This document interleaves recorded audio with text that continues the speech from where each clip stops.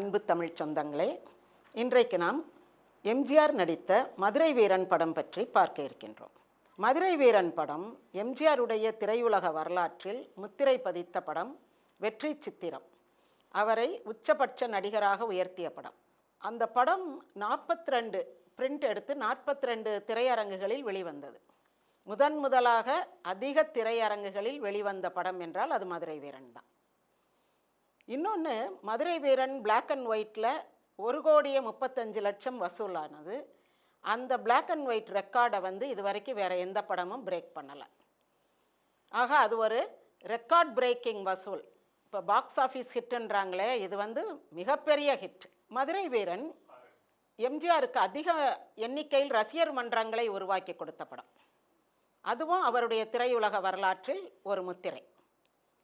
ஏன் மதுரை வீரனுக்கு இவ்வளோ ஒரு சிறப்பு அப்படின்னா, மதுரை வீரன் உண்மையிலேயே வாழ்ந்த ஒரு மனிதன். 16ஆம் நூற்றாண்டில் 1608ஆம் ஆண்டு பிறந்து 21ஆம் வயதில் திருமலை நாயக்கருக்கு தளபதியாக பொறுப்பேற்று 33ஆவது வயதில் உயிர் நீத்தான். இது ஒரு உண்மை வரலாறு. ஆனால் அப்படி இறந்து போனவனை வங்கொலையாக மாண்டவன்னு சொல்கிறோம்ல, இப்போ நம்ம ஆணவ கொலை அப்படின்ற மாதிரி.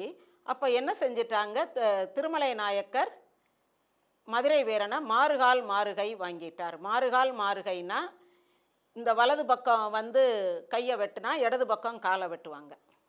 அப்போ அவங்களுக்கு 2 பக்கமும் போகிற அந்த ஆர்டரிஸ் அண்ட் வெயின்ஸ் எல்லாமே ரத்தம் அப்படியே ஒழுகி ப்ளீட் டு டெத் அப்படின்வோம்ல, அந்த நிலை ஏற்பட்டுவிடும். அவங்கள காப்பாற்றவே முடியாது. அந்த காலத்தில் நிறைய கொடூரமான தண்டனைகள் இருந்தது. தோலை உரித்து உப்பை தடவுறது, அப்புறம் தலைகீழே கட்டி தொங்க விடுறது, ஆளை உருட்டி விடுறது மலையில் போய். அந்த மலைக்கு பேர் ஆள் உருட்டி மலை. கழுவேற்றுதல், இந்த மாதிரி கொடூரமான தண்டனைகள்லாம் இருந்தது. இப்போது இந்த மதுரை வீரன் மாதிரியே மதுரை வீரன் 1939 ஒரு முறை படமாக எடுக்கப்பட்டது. டிபி ராஜலட்சுமி நடித்து வந்தது. நல்ல வெற்றி படமாக இருந்தது. அதை பார்த்து தான் லேனா செட்டியார் திரும்ப இதை எடுக்கிறாரு. கதை வசனம் கண்ணதாசன். இப்படி எடுக்கும்போது இந்த படமும் ஒரு மாபெரும் வெற்றி பெறுது. அப்போ மதுரை வீரன் மட்டும்தான் இந்த மாதிரி ஒரு ஆண் தெய்வம், நாட்டுப்புற தெய்வம் படம் எடுத்தாங்களான்னா இல்லை. காத்தவராயன் பற்றியும் எடுத்தாங்க. காத்தவராயன் திருச்சி பகுதியைச் சேர்ந்தவன். ஆரியமாலா என்ற ஒரு அந்தன பெண்ணை காதலித்தான். அதனால் அவனை கழுவேற்றி கொண்டுட்டாங்க. கழுவுனா என்னென்னா, ஒரு கூர்மையான மூங்கிலை கூர்மையாக செதுக்கி நட்டு வச்சுருப்பாங்க. அதுக்கு மேலே ஒரு மனிதனை உட்கார வச்சு 2 காலையும் 2 மூங்கிலில் கட்டிடுவாங்க, கயிறு கட்டி. அப்புறம் அந்த மூங்கில் கயிறை வெட்டின உடனே மூங்கில் அப்படி நிமிந்துரும். இந்த மனிதன் அப்படியே டாராக கிழிச்சு 2ஆக தொங்குவான். அல்லது என்ன செய்வாங்க, நல்லா அழுத்தி உட்காத்தி வச்சுட்டு எல்லாரும் போயிடுவாங்க. இந்த காக்கா கழுகெல்லாம் அவனை கொத்தி கொத்தி கொத்தி தின்றும். அதுதான் கழுவ மேடு அப்படின்னு சொல்லுவாங்க. கழுவன் அப்படின்னு நாட்டுப்புற தெய்வங்கள் உண்டு, ஆண் தெய்வங்கள் உண்டு. காத்தவராயனை அந்த மாதிரி கழுவேற்றி கொன்று விடுவார்கள். திருச்சி பகுதியில் காத்தவராயனுக்கு கோவில் உண்டு. புலம்பெயர்ந்து சென்றவர்கள், திருச்சியிலிருந்து புலம்பெயர்ந்து சிங்கப்பூர் மலேசியாவுக்கு கூலி வேலைக்கு சென்றவர்கள் அங்கேயும் மதுரை வீரன், மாரியம்மன், இந்த மாதிரி தெய்வங்களுக்கு, முருகன், இந்த 3 தெய்வங்களுக்கும் அதிக அளவில் கோவில்கள் கட்டியுள்ளனர். இப்படி இந்த மக்கள் போகும்போது மக்களோடு சேர்ந்து தெய்வங்களும் போகிறாங்க. ஆனால் அந்த காத்தவராயன் படத்தை பியு சின்னப்பாவும் அதற்கு பிறகு அவர் மணந்து கொண்ட எம்எஸ் சரோஜாவும் நடித்தாங்க. நடித்து அந்த படம் பயங்கரமான வெற்றி. அந்த காலத்தில் யாரை கேட்டாலும் ஆரியமாலா ஆரியமாலான்னு சொல்லுவாங்க. ஆனால் அதே படத்தை அதன் பிறகு சிவாஜி கணேசன் சாவித்திரி வச்சு எடுக்கும் போது ஓடலை. அதுக்கு ஒரு காரணம் என்ன சொல்லலாம்னா, 1958 தான் வருது. நாடோடி மன்னன் வர்ற காலத்தில் தான் காத்தவராயன் வருது. இது சிவாஜியும் சாவித்திரியும் அண்ணன் தங்கச்சியாக நடித்த பிறகு அவங்க ஜோடி போட்டு நடித்த படங்கள் அதிக அளவில் வெற்றி பெறவில்லை. மக்கள் மனம் அதை ஏற்க மறுத்து விட்டது. இதே மாதிரி முத்துப்பட்டன் கதை உண்டு. முத்துப்பட்டன் கதை என்னென்னா, இப்போ மதுரை வீரன் ஒரு செருப்பு தைக்கும் தொழிலாளியின் வளர்ப்பு மகனாக வளர்க்கப்பட்டவன். அவன் காதலித்ததெல்லாம் அரண்மனை ராஜகுமாரி, அரண்மனை நாட்டிய பெண். இந்த மாதிரி அரண்மனை பெண்டீரை காதலிச்சனால மக்களுக்கு வந்து இப்போ ஏழை இளைஞர்களுக்கு பார்க்கும்போது நமக்கும் இப்படி ஒரு ராஜகுமாரி கிடைக்க மாட்டாளா, நம்மளும் ஒரு ராஜகுமாரியை காதலிக்க மாட்டோமா என்ற அந்த ஏக்கத்தை தீர்த்து வைத்த படம். அதனால் படம் சிறப்பாக ஓடுச்சு. ஆனால் இதில் வந்து ஆண் ஒரு நீச சாதியை சேர்ந்தவன், அவனை நீசனே அப்படின்னுலாம் வந்து சொல்லுவாங்க. உன் நிழல் கூட என் மேலே படக்கூடாதுன்னெலாம் வசனம் வரும். பெண் வந்து ஒரு உயர்ந்த அந்தஸ்தில் இருப்பவள். இப்போ முத்துப்பட்டன் கதையில் என்னென்னா, அவன் வந்து அந்தணன், பட்டர் அப்படின்றோம்ல, பட்டாச்சாரியா, அந்த மாதிரி அவன் அந்தணன். அவன் காதலித்த பெண் இந்த மதுரை வீரன் வளர்ந்த அந்த சாதியை சேர்ந்தவன், செருப்பு தைக்கும் தொழிலை செய்பவர்கள் சாதியை சேர்ந்த பெண்கள். ஆனால் அவங்க வந்து ஆடு மாடு மேய்ப்பாங்க, ஆடு மாடு மேய்க்கிறவங்க. அப்போ அந்த திம்மக்கா பொம்மக்கான்னு 2 பெண்களை காதலிக்கும் போது, எனக்கு இந்த பெண்களை திருமணம் செய்து கொள்ள வேண்டும் என்ற ஆசை என்று அந்த பெண்களுடைய தந்தையார்கிட்ட வந்து முத்துப்பட்டன் கேட்கும்போது, நீ எங்களை மாதிரி இறைச்சி சாப்பிடணும், நீ எங்களை மாதிரி வந்து ஆடு மாடு மேய்க்கணும், இதெல்லாம் செஞ்சால் நான் உனக்கு பொண்ணு தர்றேன் அப்படின்வார். சரின்னு அந்த முத்துப்பட்டன் அந்த 2 தொழிலையும், இறைச்சி சாப்பிடுவான், ஆடு மாடு மேய்ப்பான், எல்லாம் பழகிக்கிடுவான். பழகின பிறகு இந்த பெண்களை கல்யாணம் பண்ணி கொடுப்பாங்க. என்ன ஆகும்னா, அவனை ஒருத்தன் முதுகு பக்கமாக இருந்து குத்தி கொண்டுருவான். அவன் ஆடு மாடுகளை பற்றிட்டு போக ஆள் வருவாங்க, திருட்டு கூட்டம், அவங்களோட சண்டை போட்டு ஆடு மாடுகளை காப்பாற்றிடுவான். ஆனால் அவனை முதுகு பரத்தில் இருந்து குத்திடுவாங்க. அப்போ அவன் இறந்த உடனே அவனுடைய மனைவிமார் பொம்மக்கா திம்மக்கா 2 பேரும் தீக்குளித்து உயிர் தியாகம் பண்ணிடுவாங்க. இந்த மாதிரி அந்த காலத்தில் வந்து வங்கொலையா மாண்டவர்களுக்கு கோயில் எடுப்புதல். இப்போ முத்துப்பட்டன் வந்து எங்கே இருக்க கோவில்னா, சொரிமுத்து ஐயனார் கோயில் கோயிலுக்குள்ளே பட்டவராயன் சாமின்வாங்க. அப்போ எங்கே வந்து பட்டராயன், பட்டவராயன், பட்டவன் சாமி இப்படியெல்லாம் இருந்தால் அது வந்து கொலையுண்டு இறந்தவர்கள். இன்னொன்று இந்த முத்துப்பட்டனாகவும் இருக்க வாய்ப்பு இருக்குது. இப்படி அந்த காலத்தில் வந்து நம்ம ஒரு அநியாயம் செஞ்சிட்டோம் ஒரு ஏழைக்கு அல்லது ஒரு தாழ்த்தப்பட்ட சாதியை சேர்ந்தவனுக்கு அப்படின்னு நினைக்கும்போது என்ன பண்ணுறாங்க, பெண்ணாக இருந்தாலும் ஆணாக இருந்தாலும் உடனே அவங்கள தெய்வமாக்கி கும்பிட்டுருவாங்க. அவங்களுடைய சாபம் நமக்கு வரக்கூடாதுன்ற ஒரு அச்சம் காரணமாக அவர்களை தெய்வமாக்கி வணங்குதல் உண்டு. இப்போ மதுரை வீரன் வந்து ஒரு ப்ரூவ்டு சப்ஜெக்ட், தெய்வம்.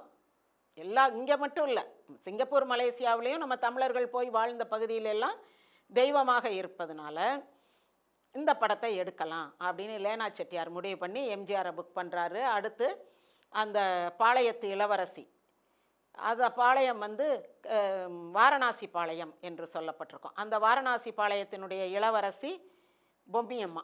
பொம்மியம்மாவை வந்து பி பானுமதி. அதன் பிறகு அவன் அங்கேருந்து பொம்மியை சிறையெடுத்து வந்து மதுரைக்கு வந்து திருச்சிக்கு வந்து திருச்சியில் அவர்களுக்கு அடைக்கலம் கொடுப்பார் அந்த திருச்சி விஜயரகநாத சொக்கநாயக்கர். அதன் பிறகு அவருடைய மைத்துனர் மதுரையில் இருக்கிற திருமலை நாயக்கர் நாட்டில், அந்த மதுரையில் ரொம்ப கள்ளர் தொல்லை இருக்குது. சுருளிமலை கள்ளர்கள், அழகர்மலை கள்ளர்கள்னு நம்ம ஏற்கனவே மலைக்கள்ளன் படம் பேசணும் இல்லையா, அந்த மாதிரி மலையில் வாழும் கள்ளர்கள் திருடிட்டு மலையில் போய் ஒளிஞ்சுக்கிடுவாங்க, அவங்கள பிடிக்க முடியாது. அவர்களுடைய தொல்லையை அடக்க வேண்டும் என்று கள்ளர்களை பிடிப்பதற்காக ஒரு தளபதியை அனுப்புங்கள்னு திருச்சி மன்னருக்கு தகவல் அனுப்பும்போது திருச்சி மன்னர் இந்த புதுசாக வந்து ஜாயின் பண்ண மதுரை வீரன் அனுப்புவார்.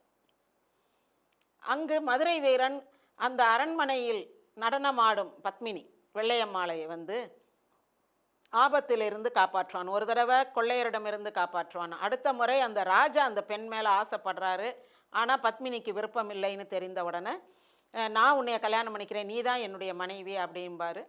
ஆனால் ராஜா ஆட்களை எல்லாம் அனுப்பிடுவார், அவளை அலங்காரம் பண்ணுங்க, நான் வர்றேன்னு சொல்லுங்கன்னு. உடனே அந்த பெண் தற்கொலை பண்ணிக்கொள்ள போகுங்கிற நேரத்தில் எம்ஜிஆர் வந்து காப்பாற்றி கூட்டிகிட்டு வருவார். இதை மனசில் வச்சுக்கிட்டு அந்த திருமலை நாயக்கர் மதுரை வீரனுக்கு மார்கால் மார்கை வாங்கணும் அப்படின்னு ஒரு தீர்ப்பு சொல்லிடுவார். இந்த படத்தில் இந்த 2 பெண்களுமே ரொம்ப அருமையாக நடிச்சிருப்பாங்க. ஒரு முறை வந்து பானுமதி, என்னுடைய கணவனை எனக்கு விட்டு கொடு, நான் உன்ட மாங்கல்ய பிச்சை கேட்டு வந்திருக்கேன் அப்படின்னு பத்மினிகிட்ட சொல்லும் போது, சரி சகோதரின்றுவாப்பில், எனக்கு ஒரு வாழ்க்கை கிடச்சிதுன்னு நினச்சேன். பொதுவாக எங்களை மாதிரி இந்த ஆடக்கூடிய அரண்மனையில் ஆடக்கூடிய பெண்களை யாரும் திருமணம் செஞ்சுக்க மாட்டாங்க, நாங்கள் வெறும் ஆசை நாயகியாக தான் இருக்கணும். ஆனால் ஒரு தளபதி என்னை திருமணம் செய்து கொள்ள முன் வந்தார், அப்படி இருக்கக்கூடிய நிலைமையில் நீ வந்து மாங்கல்ய பிச்சை கேட்கும் போது நீ நல்லா இரு சகோதரி, நான் நீ சந்திக்க மாட்டேன் வீரனை அப்படின்றான். ஆனால் கடைசியில் என்னாகும், 2 பேரும் சேர்ந்து தான் அழுவாங்க, 2 பேரும் சேர்ந்து தான் உயிர் விடுவாங்க. ரொம்ப அருமையாக இருக்கும். அந்த கடைசி காட்சிகள்லாம் கண்ணதாசனுடைய வசனம் அருமையான வசனம், ரொம்ப குட்டி குட்டியாக கிறிஸ்பாக க்யூட்டாக இருக்கும். இதில் வந்து ஆசை தான் துன்பத்துக்கு காரணம்ன மாதிரி ஆசை தான் இதில் வில்லன். ஆசை எப்படின்னா, முதல்ல வந்து பொம்மியை கல்யாணம் பண்ணுறதுக்கு பொம்மியோட தாய்மாமன் ஆசைப்படுவாப்புல பாலையா. ஆனால் அவன் ஒரு கோழை. ஒரு பெண் ஒரு ஏழையை கூட கல்யாணம் பண்ணுவான், ஆனால் ஒரு கோழையை கல்யாணம் பண்ணுவாளா? பிடிக்கவே பிடிக்காது. அப்போ பொம்மி என்ன பண்ணுறா, வேறு சாதி நீச சாதியை சேர்ந்தவனாக இருந்தாலும் பரவாயில்லை, நான் சாதி வித்தியாசம்லாம் பார்க்கல அப்படின்ட்டு மதுரை வீரனை கல்யாணம் பண்ணிக்கிடுவான்.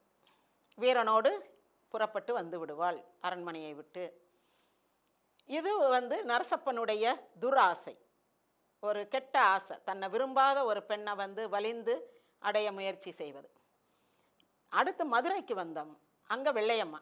வெள்ளையம்மாளுக்கு விருப்பமே இல்லைன்னு தெரிந்தும் அது வேலியோரத்து ரோஜா, அதை யார் வேணாலும் பறிக்கலாம் அப்படின்ற மாதிரி திருமலை மன்னர் அந்த பெண் மீது ஆசைப்பட்டு வலிந்து அடைவதற்காக நான் இன்னைக்கு வர்றேன்னு சொல்லுன்னு அலங்காரம் பண்ணுறதுக்கெல்லாம் சேடி பெண்களை அனுப்பிடுவார். ஆக அங்கே வந்து அந்த மன்னனுடைய ஒரு துராசை, ஒரு கெட்ட ஆசை தான் அந்த பெண்ணுக்கும் வாழ்க்கையை வந்து ஒரு தற்கொலை பண்ணிக்க தூண்டுறது, இந்த மாதிரியெல்லாம் ஒரு சோகமான முடிவுக்கு இட்டு சென்றது. இன்னொன்று, இந்த பெண் வந்து எம்ஜிஆரை லவ் பண்ணுறா வெள்ளையம்மா அப்படின்றது தெரிஞ்ச உடனே வேற திருமலை நாயக்கருக்கு கொஞ்சம் மனசுக்குள்ளே ஒரு இது, ஒரு கோபம், ஒரு பொறாமை இதெல்லாம் ஏற்படுது. சரி, இப்போது இந்த ரெண்டு பெண்களுக்கும் வித்தியாசமான ஆண்களால் ஏற்படக்கூடிய ஒரு தொந்தரவு, ஒரு தொல்லை, அவர்களுடைய கெட்ட ஆசை, எம்ஜிஆருடைய நியாயமான ஆசை, இந்த பெண்களுடைய நியாயமான ஆசை, இந்த மாதிரி இந்த படத்தில் வந்து வில்லன் அப்படின்னு சொன்னால் நல்ல ஆசைக்கும் கெட்ட ஆசைக்கும் இடையில் நடக்கின்ற போராட்டம் தான். சரி, இப்போ இதில் காஸ்டிங் அப்படின்னு பார்த்தா முதல்லையே ஒரு இது சொல்லிடுவாங்க. ராஜா அரண்மனை காட்டுவாங்க. செந்தமிழா எழுந்து வாராயோ அப்படின்ற பாட்டுக்கு வந்து குசலகுமாரி டான்ஸ் ஆடிக்கிட்டு இருப்பாங்க. இது திமுக சார்புடைய படம் என்பதை முதல்லையே அந்த பாட்டில் நம்ம தெரிஞ்சுக்கலாம். அடுத்தது, குழந்தை மாலை சுற்றி பிறந்திருக்கு மன்னருக்கு. ராணி ஒரு குழந்தை பெற்றிருக்கிறார், அது மாலை சுற்றி பிறந்திருக்கு. மாலை சுற்றின பிறந்த குழந்தை மன்னர் பரம்பரைக்கு ஆகாது, அதனால் கொண்டு போய் காட்டில், காவேரி காட்டில் கரையில் விட்டுருங்க அப்படின்ட்டுருவாங்க. அங்கே கொண்டு போய் விட்டுட்டா அதில் இந்த வீரன்ற பேருக்கு ஒரு கதை ஜோடிப்பாங்க, பார்க்கணும். இப்போ நம்ம தொன்மம் அப்படின்னு ஒன்று படிப்போம், மித் அல்லது மித்தாலஜி அப்படின்னு. அந்த மித்துனா என்ன அப்படின்னா, நிஜத்தில் இயற்கையிலே இருக்கிற ஒரு சம்பவத்துக்கு நம்ம செயற்கையாக கற்பனையாக ஒரு காரணம் காட்டுறது தான். இப்போ வானவில் வந்தால் மழை நின்றுன்றது இயற்கையிலேயே இருக்கக்கூடிய ஒரு நிகழ்வு. ஆனால் நம்ம என்ன சொல்லுவோம், இந்திரன் வில் விட்டுட்டான், அதனால் இந்திர தனுசு வந்துருச்சு, அது இப்போ மழை நின்றும். இந்திரன் விட்டால் அது அம்பு தானே விடணும், வில்லையா தூக்கி எறிவார். ஆனால் நம்மளை பொறுத்தளவுக்கு அது ஒரு கதை. இந்த மாதிரி நான் நிறையா மதங்களில், இப்போ பைபிளில் பார்த்தா அந்த வானவில் மூலமாக கடவுள் வந்து வானத்துக்கும் பூமிக்கும் ஒரு ஒப்பந்தம் செய்து உடன்படிக்கை செய்து கொண்டார். இனி ஜலத்தால் நான் ஜலப்பிரளயம் ஏற்பட்டு இந்த பூமியை அழிக்க மாட்டேன்னு அப்படி ஒரு கதை வரும் நோவா கதையில். ஆக நிறைய மதங்கள், உலகெங்கும் இருக்கக்கூடிய மதங்களில் இந்த மித் எனப்படுகின்ற தொன்மம் இருக்கும். இயற்கையிலேயே இருக்கக்கூடியது. இப்போ வாழை இலையில் நடுவில் நரம்பு, எல்லா இலையிலையும் நடுவில் நரம்பு இருக்கும். அது மாதிரி வாழை இலையிலேயே இருக்குது, அது ஒரு இயற்கை. அதுக்கு நம்ம என்ன சொல்லுவோம், ஒரு பக்கம் ராமரும் ஒரு பக்கம் அனுமனும் உட்காந்து சாப்பிடும் போது ஒருத்தர் சாப்பாடு இன்னொருத்தர் இதில் கலந்துடக்கூடாதுன்னு நடுவில் நகத்தால் ஒரு கோடு வரைந்தார்கள். இதெல்லாம் தான் மித்துன்றது. மதுரை வீரனில் என்ன மித்துன்னு நான் சொல்கிறேன்னா, அந்த குழந்தைய கொண்டு வந்து போட்டு போயிடுறாங்க. குழந்தைக்கு என்ன தெரியும், அதுக்கு வந்து இது காடு, இது கொடிய விலங்குகள் இருக்கிற இடம் அப்படின்றது தெரியாது. அதுக்கு பாம்புக்கும் பல்லிக்கும் வித்தியாசம் தெரியாது. அது பாட்டு காலை வதஞ்சிக்கிட்டு படுத்திருக்கோம். அப்போ அந்த பக்கம் ஒரு பாம்பு வரும். பாம்பு வந்து அப்படியே அதுக்கிட்ட படம் எடுத்து நிற்கும். அதன் பிறகு ஒரு யானை வரும். யானை வந்து அப்படியே கிட்டையே நின்றுக்கிட்டே இருக்கும். அப்புறம் அப்படியே மண்டி போட்டு படுத்து தும்பிக்கையை தூக்கி அதுக்கு வந்து ஒரு வணக்கம் தெரிவிப்பது போலவும் அது படுத்திருக்கும். இந்த ஒரு சூழ்நிலையில் NSKTA மதுரம் அவங்க தான் எம்ஜிஆருக்கு, இந்த குழந்தை வளர்ந்து எம்ஜிஆராக வரும்போது வளர்ப்பு தந்தையும் தாயுமாக இருப்பாங்க. அப்போது அவங்களுக்கு பிள்ளை கிடையாது. டிஏ மதுரம் வந்த உடனே பார்த்துட்டு ஐயோ பிள்ளை அப்படின்ட்டு வேகமாக அவர் என்எஸ்கே ஒரு இடத்துல தண்ணி மோந்து குடிச்சிக்கிட்டு இருப்பாருங்க. போய் ஐயா பிள்ளையா பிள்ளை பிள்ளை பிள்ளை அப்படின்னுவார். பிள்ளையா எங்கே பிள்ளை பிள்ளை அப்படின்னோடனே என்ன பெத்துட்டியா அப்படி. யோ நீ வேற பிள்ளை அங்கே இருக்கியான்னொன்னே சரி வா பார்ப்போன்ட்டு அந்த பிள்ளைய தூக்குவாங்க. இங்கே பாரு பிள்ளை பெரிய வீரனாக இருப்பான் போலையே. எதுக்கு இந்த பாம்புக்கும் இந்த யானையும் பார்த்துட்டு. பாம்பும் யானையும் அது பாட்டுக்கு இயற்கையில் அது போகிற போக்கில் உட்கார்றது நிற்கிறது படம் எடுக்கிறதெல்லாம் நடக்குது. ஆனால் நம்ம வந்து இதைத்தான் மித்துன்றேன். நம்ம ஒரு காரணம் சொல்கிறோம். குழந்தை வீரமான குழந்தை அது பாம்பை பார்த்து பயப்படலை, யானையை பார்த்து பயப்படலை, யானை வணக்கம் சொல்லுது, பாம்பு படம் எடுத்து நிற்குது, இப்படியெல்லாம் சொல்லுவாங்க. இப்படி சொல்லி அந்த குழந்தைய தூக்கிட்டு போயிடுவாங்க. போன பிறகு அவங்க அந்த சேரியில் எல்லாருக்கும் தேங்காய் பழம் சந்தனம்லாம் கொடுத்து இந்த குழந்தை பிறந்ததை கொண்டாடுவாங்க. அப்போ ராகினியும் லலிதாவும் ஒரு டான்ஸ் ஆடுவாங்க. சும்மா கிடந்தா சோத்துக்கு நஷ்டம், சோம்பி கிடந்தா ஏற்படும் கஷ்டம், உண்மையோடு உழைக்கணும் தானே தன்னண்ணா, ஒன்று சேர்ந்து வாழணும் தானே தன்னண்ணா அப்படின்னு ஒரு பாட்டு. அதில் அப்பன் தொழிலை வந்து இப்போ பிள்ளைய செய்கிறதில்ல அந்த மாதிரி சொல்லி கொஞ்சம் அது ஒரு குலத்தொழிலை வலியுறுத்துகின்ற பாடல் மாதிரி இருக்கும். எல்லாரும் டவுனுக்கு போகிறாங்க, வேலை வேலை என்று எல்லாரும் கேட்டுக்கிட்டு இருந்தால் வேலை வீட்டுக்கு தேடி வருமா அப்படியெல்லாம் இந்த பாட்டு. அப்போ என்ன பேர் வைக்கலான்னு, பிள்ளை யானையை பார்த்து பயப்படலை, பாம்பை பார்த்து பயப்படலை, அதனால் வீரமான பிள்ளை வீரேன்னு பேர் வைப்போம் அப்படிம்பாங்க. இதெல்லாம் தான் நம்ம அந்த மித்துன்றது. இயற்கையிலேயே அந்த குழந்தை அது பாட்டு கால கையை உதச்சிக்கிட்டு கிடந்துச்சு, அதுக்கு பாம்பும் யானையும் தெரியாது. ஆனால் இவங்க வந்து அதுக்கு ஒரு காரணம் சொல்கிறாங்க. பிள்ளை வந்து தைரியமான வீரமான பிள்ளை, எனவே அதுக்கு வீரன் என்று பெயரிடுவோம் அப்படி.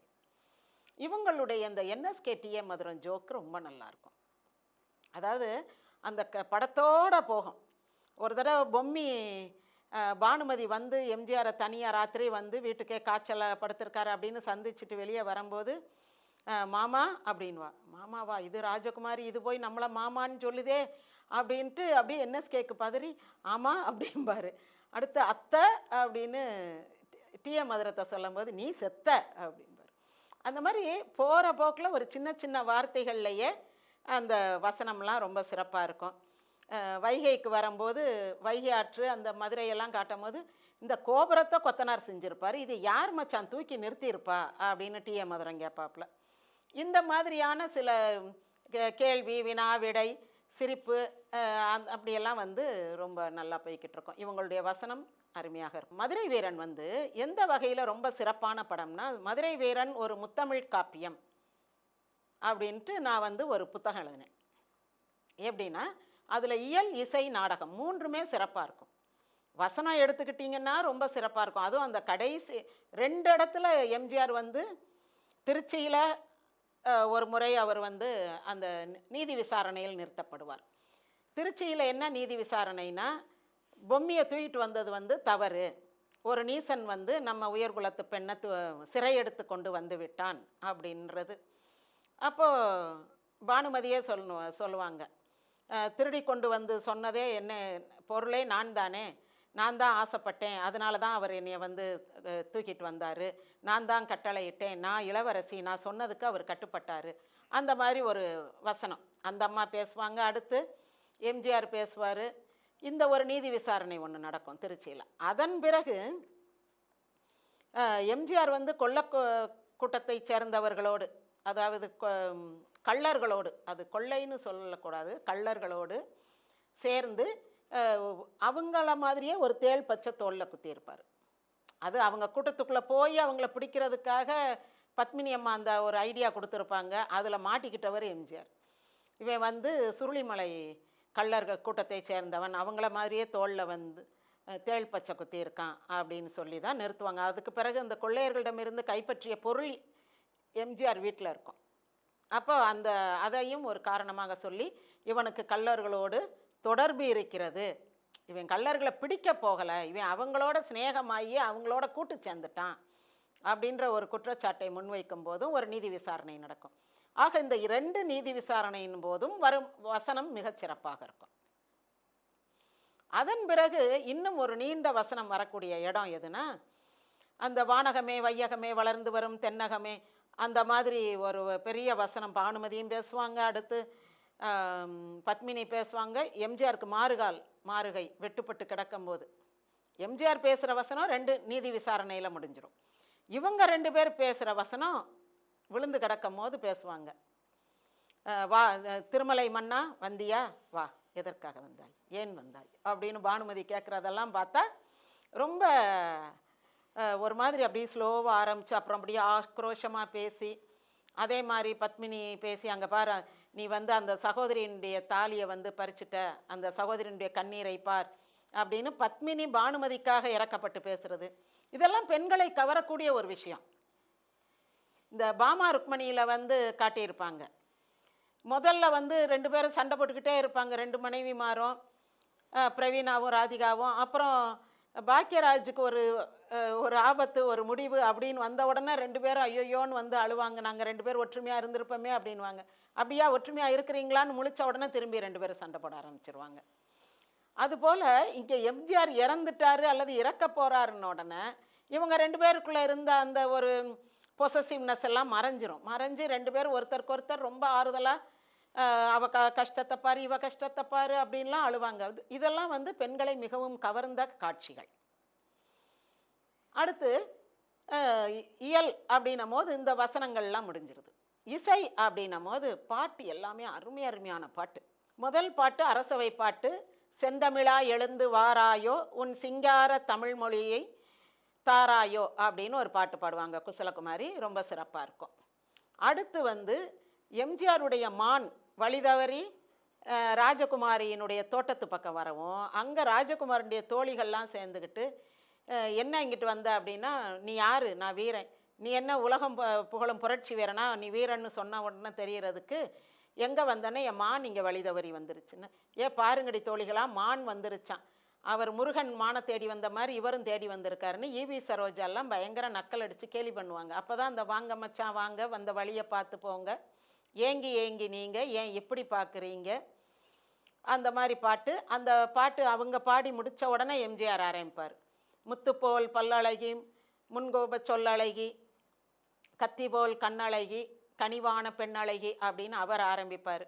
இப்போல்லாம் என்னென்னவோ ப்ராப்பர்ட்டி டான்ஸ் வைக்கிறாங்களே, அவர் ஒரு வில்லை வச்சு அந்த வில் அப்படி நீளமாக வச்சு இந்த பக்கம் ஒரு பெண் இந்த பக்கம் ஒரு பெண்ணை கழுத்துக்குள்ளே அந்த வில்லையும் நாணையும் மாட்டி அப்படியே சுற்றுவார்.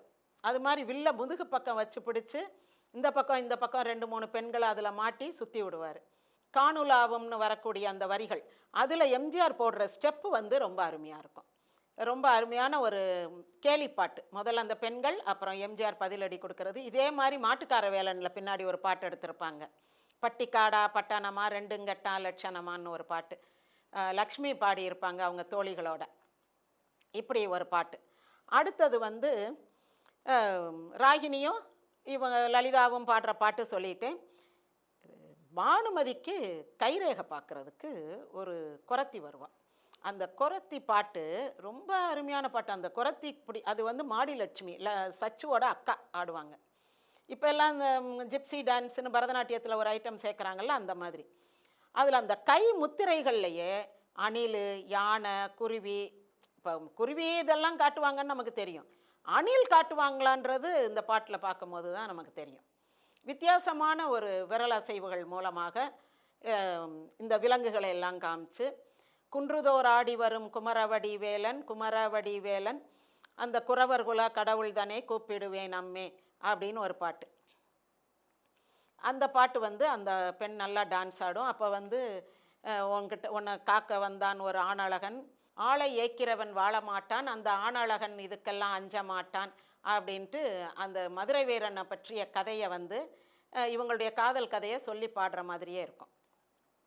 இந்த பொம்மியும் எம்ஜிஆரும் காதலிக்கிற அந்த காதல் வந்து எப்படின்னா, தொல்காப்பியர் காலத்திலருந்தே சொல்லி வந்த ஒரு காதல்.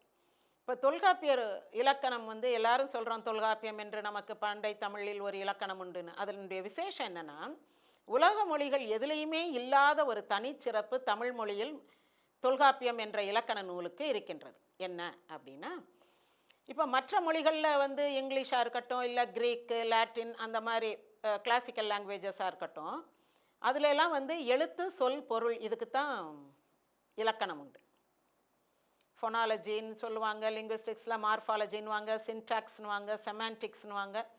இதெல்லாம் எழுத்து, சொல், பொருள், வாக்கியம், தொடர், இப்படி தான். ஆனால் வாழ்க்கைக்கு இலக்கணம் கற்றுக் கொடுத்த ஒரே மொழி அல்லது ஒரே இலக்கண நூல் தமிழும் தொல்காப்பியமும். என்ன வாழ்க்கை அப்படின்னா மனிதனுடைய அக வாழ்க்கை, அவனுக்கு மட்டுமே தெரிந்த அந்தரங்கமான காதல் வாழ்க்கை. அது எப்படி இருக்கணும்? இல்லை வெளியில் அவன் மன்னனுக்காக போராடுறது, மக்களுக்கு தர்மம் பண்ணுறது, இது புற வாழ்க்கை, பலரோடு கூட்டி நடத்துகின்ற வாழ்க்கை. அது எப்படி இருக்கணும்? சமுதாயம் எப்படி இருக்கணும்? குடும்பம் எப்படி இருக்கணும்? இவ்வளோதான். இதுக்கான இலக்கணத்தை சொல்லியிருப்பாங்க. இதில் என்ன இலக்கணம்னா காதல் வரக்கூடிய வழிகள் என்னென்ன வழியில் ஒரு ஆணுக்கோ பெண்ணுக்கோ காதல் வரும் அப்படின்னா பூத்தரு புணர்ச்சி, புனல் தரு புணர்ச்சி, களிறு தரு புணர்ச்சின்னு 3 சொல்லுவாங்க. அதாவது பூவினால் பெறக்கூடிய ஒரு காதல், களிறுன யானை அல்லது காட்டு விலங்குகளால், புனல் அப்படின்னா ஆறு, வெள்ளம், அருவி, இது போல். இதில் என்னென்னா இப்போ ஒரு பூ ரொம்ப ரேரான ஒரு பூ, இந்த பூ எனக்கு வேணும், அது என்னால் பறிக்க முடியலைன்னு ஒரு பெண் ஆசைப்படுறான்னா அவள் ஆசைப்பட்ட அந்த பொருளை, அந்த பூவை பறித்து கொடுத்தால் அவன் மீது அவளுக்கு காதல் வரும். இல்லை ஒரு ஆபத்தில் சிக்கிக்கிட்டா, ஒரு ஆற்றுல குளிச்சுக்கிட்டு இருக்கா, ஒரு அருவியில் குளிச்சுக்கிட்டு இருக்கா, அது ஆற்று வெள்ளம் அடிச்சுட்டு போகுதுன்னா இவன் தன்னுடைய உயிரை துச்சமாக மதித்து அங்கே போய் அவளை காப்பாற்றி கொண்டு வந்தால் அந்த சூழ்நிலையிலும் காதல் பிறக்கும். இதெல்லாம் ஒரு சூழல் தான். இந்த மாதிரி ஒரு சிச்சுவேஷன் வரும்போது காதல் பிறக்க வாய்ப்பு இருக்குது. இன்னொன்று கொடிய விலங்குகள். இப்போ களிறு, யானை விரட்டிக்கிட்டு வருது, அந்த நேரம் ஒருத்தன் வந்து அந்த பெண்ணை காப்பாற்றினா அப்பாடா அப்படின்னு போன உயிர் திரும்பி வந்த மாதிரி இருக்கும். அப்போவும் காதல் வர வாய்ப்பு இருக்குது. இப்போ இது 3ஐயுமே நம்ம இப்போ ஒரு எம்ஜிஆர் படம்ன்றது ஒரு சங்க இலக்கியத்திலேருந்து தற்கால இலக்கியம் வரைக்கும் இருக்கக்கூடிய தமிழ் பண்பாட்டை காட்டக்கூடிய படம். தமிழ் பண்பாடு என்னன்னு காட்டுறதுனா நம்ம ஒரு எம்ஜிஆர் படத்தை போட்டு காட்டிடலாம். அவ்வளவு தெளிவாக இருக்கும். தனிப்பட்ட வாழ்க்கை எப்படி இருக்கணும், பொது வாழ்க்கை எப்படி இருக்கணும், பக்கத்து வீட்டுக்காரங்களோட எப்படி இருக்கணும், அக்கா தங்கச்சி அண்ணன் தம்பி, அதிகாரத்தில் இருப்பவர்கள், ஒவ்வொருத்தருட்டையும் எப்படி பழகணும், எப்படி நடந்துக்கிடணும், வீடுனா எப்படி இருக்கணும், வாசல் எப்படி இருக்கணும், எல்லாமே வந்து எம்ஜிஆர் படம். ஒரு படத்தை பார்த்து பாடம் நடத்திடலாம். நான்லாம் அப்படி நடத்தியிருக்கேன் அமெரிக்கன் ஸ்டூடெண்ட்ஸ்க்கு. அவங்கள கூட்டிகிட்டு போய் எம்ஜிஆர் படத்தை காமிச்சு திரும்ப அந்த படத்தை சீன் பை சீனாக பிரித்து ஒவ்வொன்றையும் நடத்தினா அப்படியே பச்சக்குன்னு மனசில் ஒட்டிக்கிறோம். அந்த தமிழ் கலாச்சாரம், பண்பாடு, நாகரிகம் எல்லாமே.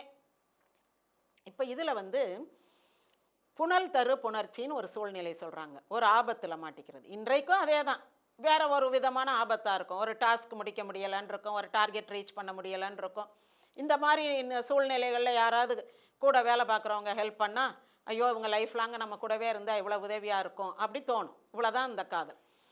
இந்த ஆற்றில் குளிச்சுக்கிட்டு இருப்பாங்க பொம்மியாக நடிச்சிருக்கக்கூடிய பானுமதி. அப்போது திடீர்னு வெள்ளம், அருவியில் நிறையா தண்ணி வந்து பானுமதி அடிச்சுட்டு போகும்போது எம்ஜிஆர் போய் குதித்து காப்பாற்றி கொண்டு வருவார். இப்படி மல்லாக்க ஏந்தி கொண்டு வந்து இறக்கி விடுவார். இது எதுக்கு நான் ஸ்பெசிஃபிக்காக சொல்கிறேன்னா பின்னாடி இது 56 வந்த படம், 58 நாடோடி மன்னன் வருது. அப்போது பானுமதி வந்து ஒரு கட்டத்தில் எம்ஜிஆர் தூக்கிட்டு வரணும் அப்படின்னும் போது ஐயோ என்னையெல்லாம் யாரும் தொட்டு தூக்கக்கூடாது, என் மகன் வளர்ந்துட்டான், 2 வருஷத்துலேயே அவன் வந்து வளர்ந்துட போகிறான், பெருசாக வளர்ந்துட்டான், அதனால் என்னையை தொட்டு தூக்கக்கூடாது அப்படின்னாங்க. சரி போமான்ட்டு விட்டுட்டு அதோடு அந்த சீனை முடித்து அந்த அம்மாவுக்கு செக்கை கொடுத்து அனுப்பிட்டாங்க.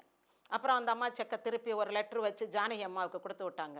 நான் பாதி படம் தான் நடிச்சிருக்கேன், எனக்கு ஃபுல் பேமெண்ட் கொடுத்துருக்காரு உங்கள் வீட்டுக்காரு, வேண்டாம் அப்படின்ட்டு. சரின்னு வச்சுக்கிட்டாங்க. இதெல்லாம் நம்ம நாடோடி மன்னன் பேசும்போது பேசுவோம். இப்போது இந்த படத்தில் எம்ஜிஆர் பானுமதியை ஆற்றுலேருந்து தூக்கிட்டு வந்து இறக்கி விடுவார். இறக்கி விட்ட உடனே இவங்களுக்குள்ளே வந்து இவங்களுடைய அந்த பார்வை கலந்து ஒரு நன்றி சொல்லலான்னு வரும்போது நரசப்பன் அரண்மனை அதிகாரி வந்து ஏன் நீ அரண்மனை பொண்ணை தொட்டு தூக்குன, உன் நிழல் கூட எங்கள் மேலே படக்கூடாது, நீ நீசன், நீ தொட்டு தூக்குனது தப்பு அப்படின்னு இந்த சண்டை வந்துடும். உடனே அந்த அம்மா அது பாட்டுக்கு சைலண்ட்டாக போயிடும், நின்று ஒரு நன்றி கூட சொல்லாது. அது அந்த வாங்க மச்சான் வாங்க பாட்டு முடிஞ்ச உடனே கேட்பார், ஏன் நீங்கள் ஒரு நன்றி சொல்லியிருக்கலாமே, உங்கள் மாமா என்னை அடித்தார்ல, நரசப்பனை அடிச்சிருவாப்புல, பாலையா தான் நரசப்பனை நடிச்சிருப்பார், அடித்தார்ல, அப்போ ஏன் நீங்கள் பார்த்துட்டு பேசாமல் போனீங்கன்னு, என் சூழ்நிலை அப்படியே அப்படின்னு அந்த அம்மா சொல்லும். சரி, இப்போ இந்த புனல் தரு புணர்ச்சின்ற ஒரு சங்க இலக்கிய பாரம்பரியம், ஒரு தொல்காப்பிய பாரம்பரியத்தின்படி இந்த காதல் நிகழ்வு இருக்கும். இல்லைன்னா களிறு தரு புணர்ச்சின்னா யானை விரட்டிட்டு வர்றது. வள்ளி திருமண நாடகம் இருக்கு இல்லையா, வள்ளி திருமணம் இன்றைக்கும் நாடகமாக நடிக்கப்படுகிறது என்றாலும் கூட அதனுடைய தொடக்கம் எங்கே இருக்குன்னா குறிஞ்சி திணைன்னு சொல்கிறோம்ல, மனித குல வரலாறு எங்கே தோன்றுது, மலையில் இருக்கக்கூடிய குகைகளில் தான் முதல்ல மனிதர்கள் அதை வீடு மாதிரி நினச்சி வாழ்கிறாங்க. அப்புறம் மலை அடிவாரத்துக்கு வந்து ஆடு மாடு மேய்ச்சி ஆடு மாடை டேம் பண்ணி அதை வந்து கேட்டில் ரேரிங் வருது. அதன் பிறகு இன்னும் கொஞ்சம் வந்து ஆற்றோரத்தில் வயல் வரப்பு அந்த மாதிரி, அதாவது என்னுடைய சொத்து அப்படின்னு கொண்டு வர்றாங்க. இவ்வளோ இடம் அந்த வரப்பு போட்டிருக்கிறது என்னுடைய நிலம் அப்படின்னு வர்றாங்க. ஏன் நிலத்தை அடுத்தவங்களுக்கு கொடுக்கணும், எனக்கு அடுத்து யார் அனுபவிக்கணும்னா என்னுடைய பிள்ளைகள். என்னுடைய பிள்ளைகள்னு எப்படி கண்டுபிடிக்கிறது? ஒரு பெண்ணை கல்யாணம் பண்ணி நான் என் வீட்டுக்குள்ளேயே வச்சுக்கிடணும். அப்படின்னா தான் அவள் பெற்று போடுகின்ற பிள்ளைகளாக என்னுடைய பிள்ளைகளாக இருக்கும். அதன் பிறகு பொருள்லாம் ஏற்றுமதி இறக்குமதி பண்ணும் போது கடலுக்கு, நெய்தல் நிலத்துக்கு போயிடுது மனிதர்களுடைய வாழ்க்கை முறை. அப்போ அந்த குறிஞ்சி நிலத்தில் மனித இனம் வரலாறு தோன்றிய மலையும் மலை சார்ந்த இடத்துல ஒரு பெண்ணுக்கு என்ன பெரிய ஆபத்து வரும் அப்படின்னா யானை விரட்டுது. அப்போ யானையிட்டிருந்து காப்பாற்றியவன் அவளை திருமணம் செய்து கொள்கிறான். அதுதான் பின்னாடி வள்ளி திருமணம் கதை. அப்புறம் யானையாக வந்தது விநாயகர். இந்த மாதிரியெல்லாம் கொஞ்சம் கொஞ்சமாக நம்முடைய கற்பனையில், நம்முடைய நாகரிகம் வளர வளர நம்முடைய கற்பனைகளும் வளர்ந்து கொண்டே போகும். அதுக்கு பிறகு கந்தபுராணம் வரைக்கும் வந்துருச்சுன்னு வைங்க. இந்த 3 காதல் சூழ்நிலைகளில் இதில் வந்து புனல் தரு புணர்ச்சி இடம்பெற்றிருக்கும். அந்த வெள்ளத்திலிருந்து அவர் தூக்கிட்டு வந்திருப்பார். அடுத்து பாட்டு அப்படின்னும் போது பத்மினிக்கு ஒரு பாட்டு, ரொம்ப சோகமான பாட்டு. அவருக்கும் எனக்கும் உறவு காட்டி அருள் புரிந்ததும் கதையா அப்படின்ற ஒரு பாட்டு. இந்த பாட்டு ஏற்கனவே இல்லற ஜோதிக்கு கொஞ்சம் மாற்றி எழுதியிருப்பார் கண்ணதாசன். அப்போது இதே மாதிரி எனக்கு ஒரு பாட்டு வேணும் அப்படின்னு கேட்டு லேனா செட்டியார் இந்த பாட்டு, கொஞ்சம் வார்த்தைகள் வித்தியாசம், அது என்னுடைய புக்கில் வந்து நான் டீட்டெயிலாக 2 பாட்டையும் கொடுத்துருக்கேன். அந்த பாட்டு இதில் அந்த அம்மா பாடுவாங்க. அந்த நேரம் பார்த்து எம்ஜிஆர் வந்து அவங்கள காப்பாற்றி கூட்டு வந்துடுவார். அந்த திருமணம் நரசப்பனோடு பொம்மிக்கு திருமணம் நடக்காத வகையில் எம்ஜிஆர் பொம்மியை சிறை எடுத்து வந்து விடுவார். அதன் பிறகு இங்கு வந்த பிறகு திருச்சி மன்னர்கிட்ட போய் நியாயம் சொல்கிறாங்க. அங்கே அவர் இருன்றாரு. அப்புறம் என்னுடைய மைத்துனர் திருமலை நாயக்கர் கூப்பிட்ருக்காரு, உனக்கு ஒரு டாஸ்க்கு கொடுக்குறேன், அங்கே போய் அந்த கள்ளர்களை எல்லாம் பிடித்து சிறைப்படுத்து அப்படின்னு அனுப்புவார். இதில் ஏன் வந்து திருமலை நாயக்கருக்கு வெளியிலேருந்து ஒரு ஆளை கொண்டு வரணும் அப்படின்னா, அவருக்குள்ள அந்த இக்கட்டான ஒரு ரிஸ்க் ஃபேக்டர் என்னென்னா, கள்ளம் பெருசா காப்பாம் பெருசா அப்படின்னு ஒரு கேள்வி வந்தால் கள்ளந்தான் பெருசு. திருடுறவன் வகை வகையாக கண்டுபிடிச்சி திருடிக்கிட்டு இருப்பான். ஆனால் அதை கண்காணிக்கிறவங்க வந்து எவ்வளோதான் கண்ணில் விளக்கெண்ணை ஊற்றி அப்படியே முழிச்சு பார்த்துக்கிட்டு இருந்தாலும் அப்படி ஒரு செகண்டில் திருடுறவன் திருடிட்டு போயிடுவான் இப்படின்ட்டு ஒரு நம்பிக்கை நீண்ட காலமாக இருந்து வருது. அப்போ என்னென்னா, இப்போ எங்கள் ஊரில் மதுரையில் திருமலை நாயக்கர் மஹால் உண்டு. அதுதான் திருமலை நாயக்கர் பேலஸ். ஆனால் இப்போ இருக்கிறது 1/10 ஆஃப் த பிளேஸ் தான் இருக்குது, மீதியெல்லாம் இடிஞ்சு போச்சுன்றாங்க. அப்போது ராணியினுடைய முத்து மாலை அந்த அம்மா கழட்டி வச்சுட்டு தூங்கியிருப்பாங்க. ஒருத்தன் வந்து அதை எடுத்துகிட்டு வந்து களவான்ட்டு வந்து மறுநாள் அரசவையில் கொடுப்பான். எப்படின்னா, நான் மேலே இருந்து கன்னம் போட்டு களவாண்டேன் அப்படின்வான். கள்ளம் பெருசா காப்பாம் பெருசானா கள்ளன் தான் பெருசு, இந்தாங்க உங்கள் முத்து மாலை அப்படின்னு அரசவைக்கு வந்து திருமலை நாயக்கரிடம் கொடுத்த உடனே திருமலை நாயக்கர் பார்த்து வியந்து, இவ்வளவு பாதுகாப்பு இருக்கிற நம்முடைய அரண்மனை, அரண்மனைனாலே காவல் மனைன்னு அர்த்தம், காவல் மிகுந்த இடம், அரண் பாதுகாப்பு மிகுந்த இடம், இங்கேயே வந்து திருடிட்டானே, அப்போ இனி வந்து நம்ம இவனை ஜெயிக்க முடியாதுன்ட்டு அவர் என்ன பண்ணுவார், அவனையே வந்து ஊர் காவல் படை தலைவனாக நியமிச்சிருவார். காவலர், காவல்காரன் அப்படின்ற ஒரு பேரில் அந்த காலத்தில் ஊருக்கு காவல்காரர்கள் இருப்பாங்க. அந்த ஊரில் எது களவு போனாலும் அவர்கள் தான் பொறுப்பு.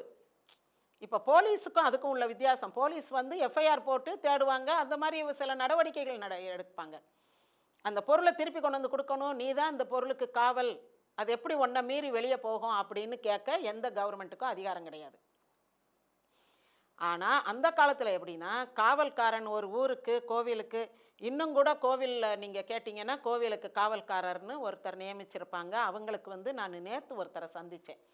நாகநாதர் கோவில், நயினார் கோவிலுடைய 5வது காவல்காரர், அவருடைய அப்பா தாத்தா முப்பாட்டினார்லாம் காவல்காரராக இருந்திருக்காங்க. அவங்களுக்கு இந்த நெல் கொண்டு வந்து ஃபஸ்ட்டு ப்ரீட் அப்படின்வாங்கள்ல, முதல் விளைச்சலை கொண்டு வந்து கோவிலில் காணிக்கையாக கொடுப்பாங்க. அந்த நெல்லிருந்து நெல் மூட்டை அவங்களுக்கு வருஷத்துக்கு சாப்பாட்டு கொடுப்பாங்க. இன்னும் வந்து அவங்களுக்கு சில பொருள்கள்லாம் காவல்காரருக்கு ஊதியமாக வழங்கப்படும். கடைசியில் 500 ரூபா வரைக்கும் சம்பளம் கொடுத்தாங்க. கடைசி சம்பளம் நாங்கள் வாங்கினது 500 ரூபா அப்படின்னாங்க.